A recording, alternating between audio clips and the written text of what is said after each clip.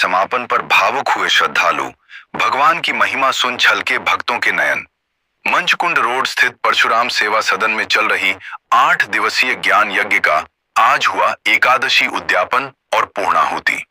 Dholpur मंचकुंड road स्थित परशुराम सेवा सदन में चल रही श्रीमद् भागवत कथा ज्ञान यज्ञ एवं एकादशी उद्यापन महोत्सव के अंतिम चरणों में श्रद्धालुओं का सैलाब उमड़ पड़ा। कथा के 7वें दिन श्रीधाम वृंदावन से पधारे सुप्रसिद्ध कथा प्रवक्ता स्वामी श्री मानस प्रपन्न भानुदेवाचार्य जी महाराज ने भगवान श्री कृष्ण की दिव्य लीलाओं का रसास्वादन कराया। कथा के दौरान महाराज श्री ने जब भगवान की 16,108 रानियों का प्रसंग सुनाया तो पंडाल भक्तिमय माहौल में डूब गया। उन्होंने बताया कि किस प्रकार भगवान ने दुखों के सागर में डूबे अपने भक्तों को उबारा और उनके जीवन में खुशियों का संचार किया। कथा के दौरान जब स्वामी श्री मानस प्रपन्न भानुदेवाचार्य जी महाराज ने कृष्ण सुदामा मित्रता का मार्मिक प्रसंग सुनाया तो पूरा पंडाल भाव विभोर हो गया। महाराज श्री ने वर्णन किया कि कैसे दरिद्रता से जूझ रहे सुदामा जब अपने सखा द्वारकाधीश से मिलने पहुंचे तो भगवान कृष्ण ने लोक लाज छोड़कर नंगे पैर दौड़ते हुए अपने मित्र को गले लगाया। देखी सुदामा की दीन दशा, करुणा करी के करुणानिधि रोए। जब कथा व्यास ने बताया कि भगवान ने सुदामा के पैर धोने के लिए जल की आवश्यकता भी नहीं समझी और अपने आंसुओं से ही मित्र के चरण पखार दिए तो पंडाल में मौजूद श्रद्धालुओं की आंखों से भी अश्रुओं की धारा बह निकली। इस प्रसंग के माध्यम से बताया गया कि भगवान धन दौलत के नहीं बल्कि केवल प्रेम और अटूट विश्वास के भूखे हैं। कथा व्यास ने जीवन में सत्संग की महत्ता बताते हुए कहा कि करोड़ों जन्मों के पुण्य उदय होने पर ही श्रीमद् भागवत कथा श्रवण करने का अवसर प्राप्त होता है। परीक्षित बने श्रीमती कुसुम एवं सतीश शर्मा ने सपत्नीक भागवत पोथी और व्यासपीठ का पूजन किया। ये भगवान का प्रेम है। मैं एक बात निवेदन करूं, पति पत्नी में जब ऊंचा प्रेम नहीं होगा तो गोविंद से प्रेम कभी हो ही नहीं सकता। ये तो श्री गणेश है, क्यों बोलो? ये तो श्री गणेश है। इसका अर्थ आक्रमण नहीं है, प्रेम का अर्थ होता है एक दूसरे को समझना।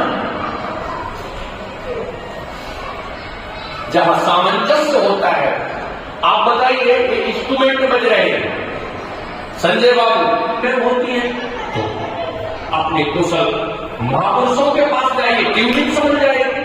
जब आप कथा सुनोगे तो पति पत्नी की ट्यूनिंग फिर ठीक हो जाएगी। बोलिए भगवत भगवान की जय। सुंदर बनाया है। आप बताइए भगवान ने जब संसार बनाया है तो गड़बड़ बनाएगा क्यों सर? वैज्ञानिक इंटेलेक्चुअल चैलेंज नहीं दे सकता कि परमात्मा ने ये वस्तु गड़बड़ बनाई। एक को जामुन को 20 फुट ऊपर लगा दिया। अब एक दिन वो महाशय जामुन के नीचे लेट कितना गिरी। अब उनको इसने कुछ भी गड़बड़ नहीं बनाया।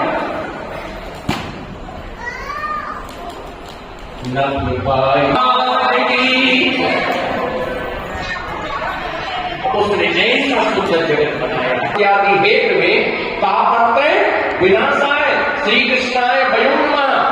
अब इस श्लोक का अर्थ कर लीजिए। आनंदमय परमात्मा ने सृष्टि बनाई है तो सृष्टि गड़बड़ होगी कैसे? अगर कुछ गड़बड़ हुआ है तो हम लोगों के कारण हुआ है। उठाया है, ये भगवान का प्रेम है। मैं एक बात निवेदन करूं, पति पत्नी में जब ऊंचा प्रेम नहीं होगा तो गोविंद से प्रेम कभी हो ही नहीं सकता। ये तो श्री गणेश है, क्यों बोलो? ये तो श्री गणेश है। का अर्थ आक्रमण नहीं है, प्रेम का अर्थ होता है एक दूसरे को समझना।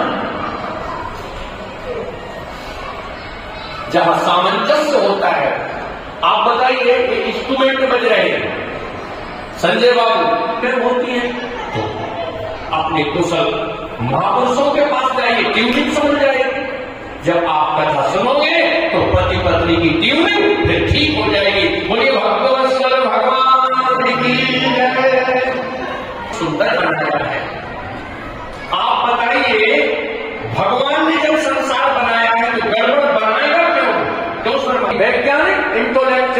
चैलेंज नहीं दे सकता कि परमात्मा ने ये वस्तु गड़बड़ बनाई।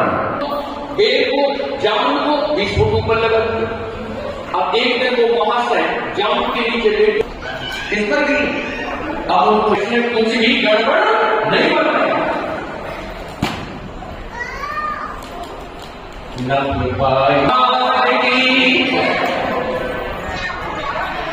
उसने ऐसा सुंदर जगत बनाया। इत्यादि हेतु में तापत्रय विनाशाय श्री कृष्णाय वयं नमः। अब इस श्लोक का अर्थ कर लीजिए, आनंदमय परमात्मा ने सृष्टि बनाई है तो सृष्टि गड़बड़ होगी कैसे?